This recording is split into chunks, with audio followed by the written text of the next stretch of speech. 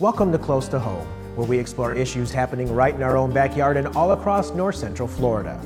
Today we're going to be taking a look at our homes and the environment as we make our way through another hurricane season. In having an all-hazards approach to emergency management, we do deal with a wide range of issues. Recently that was swine flu. But when we think about hurricanes, they're certainly unique in the sense that they're going to impact the entire area, not only campus, but the entire region. And storms of this magnitude affect every aspect of the environment. There are going to be safety issues, down power lines, down trees, live power lines down, as well as floodwaters. Well, heavy rainfall is one of the big problems that can happen near the coastline, and it can happen inland. It can happen 3 or 4 days after the storm makes landfall. So after all the media has kind of died down and the winds have died down, you can still get the land and the atmosphere kind of interacting to enhance rainfall. When you have tremendous rain and the ground gets terribly soft and soggy, then it doesn't take near as much wind to blow a tree over when its base is sopping wet. Even a tropical storm can have winds that are capable of knocking over trees. So that's something that's really important to remember for people like us who live in a city with a lot of trees around.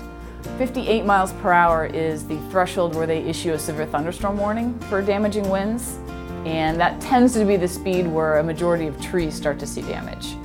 In preparation for a storm, there are a few things that you can do. The first thing you ought to do is just really go over your property pretty well, especially close to the house.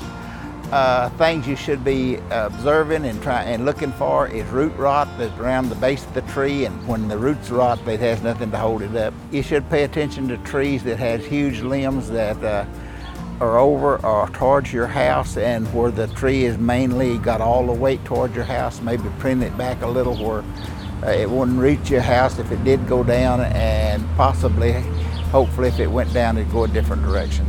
Another thing that I think is important for a person to look for is trees that are just terribly, terribly healthy.